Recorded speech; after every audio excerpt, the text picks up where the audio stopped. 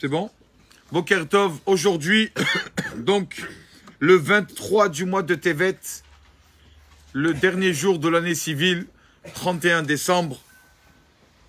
Donc, on continue Bezrat Hashem, les lois, la halachot de la Tefila, toutes ces halachot, là, toutes ces lois, toujours pour se préparer, pour justement bien prier devant Kadosh Baruch Hu, pour avoir la concentration, pour être présentable devant Hashem. Donc, la halacha nous dit, le Shulchan Aruch, Yesh omrim she'asur leosi askara mipiv berosh megoulé. On ne peut pas faire une bénédiction ou dire une prière ou le nom de Dieu quand on a la tête découverte. Donc c'est pour ça qu'on met, une des raisons qu'on met la kippa. Pourquoi on met la kippa? La Gemara raconte qu'il y avait un enfant donc, qui venait de naître, Rabba Bar Chana. Et les voyants ont dit à sa mère, celui-là, ton fils, il va être champion. Champion dans le vol. Champion dans le vol. Il va voler. Quand il grandira, il va voler. Et donc, la mère, qui, bien sûr, ne désespère pas, qu'est-ce qu'elle a fait? Elle a dit, je sais ce que je vais faire. Je fais ce que je vais faire pour l'empêcher. Je sais ce que je vais faire. Pour empêcher tout ça. Je vais lui mettre la kippa. Et donc, elle lui disait, mets la kippa, qui est écrit comme ça, tu auras Emata d'Ishmaël, la crainte du ciel. Quand on met la kippa, pourquoi on met la kippa? Pourquoi? Montrer qu'il y a quelqu'un au-dessus de nous. Il y a Kadosh Baruch Hu qui est là. Et qui nous regarde.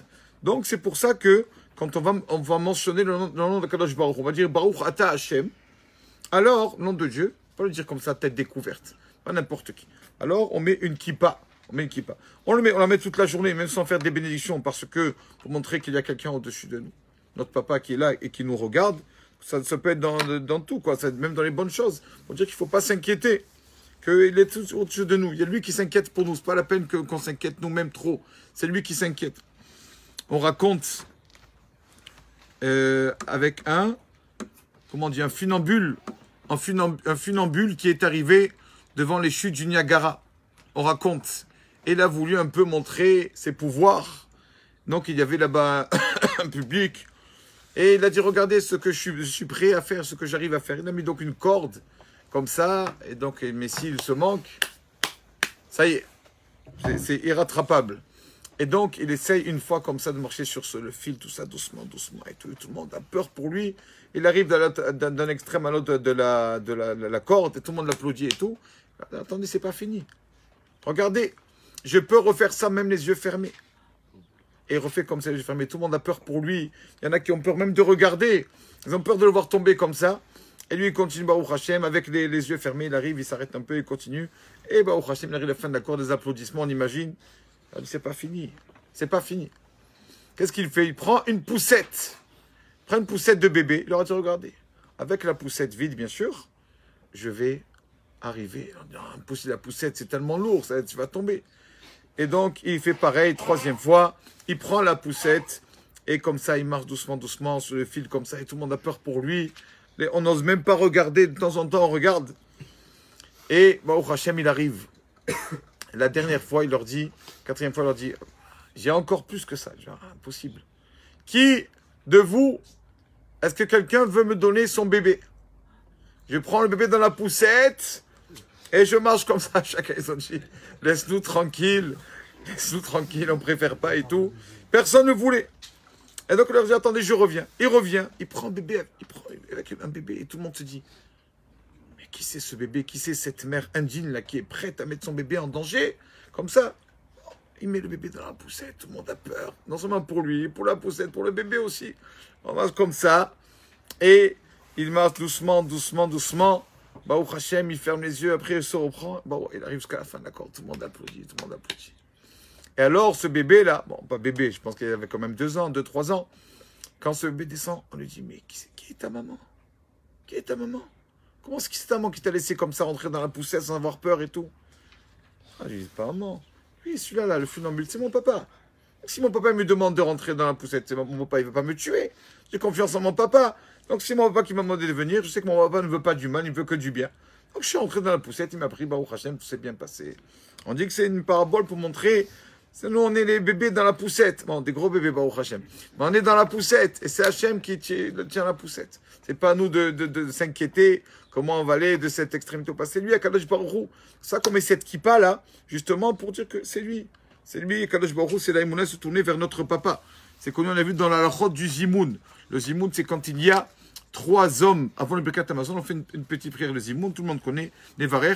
Est-ce que le Zimoun, il faut 3 hommes, ou on peut avoir 2 hommes et un enfant? La halakha nous dit on peut avoir 2 hommes et un enfant. Au maximum un enfant. Cet enfant, à partir de quel âge? À partir de quel âge? La halakha nous dit, à partir de l'âge où cet enfant sait reconnaître qu'il y a un Dieu, qu'il y a quelqu'un au-dessus de nous, qui nous regarde. On raconte qu'il y avait Rabba qui était le maître de Abaye et Rava. Il leur a dit, dites-moi. Il a vu, ces deux étaient des enfants. Est-ce que vous pouvez me dire où est Dieu? Alors il y en a un qui a montré comme ça. C'est dans le Beth Midrash, il a montré le plafond. C'est-à-dire qu'il est au Dieu, et ça va. Et un autre qui est sorti, et qui a montré le ciel. Pourquoi un qui a montré le plafond et un qui a montré le ciel? Bon, les deux, ils savaient qu'il y a un Dieu, d'accord.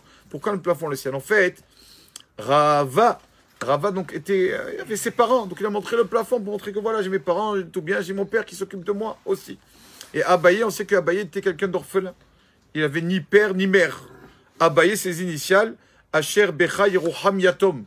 Grâce à toi, Abaye, les orphelins seront, seront consolés.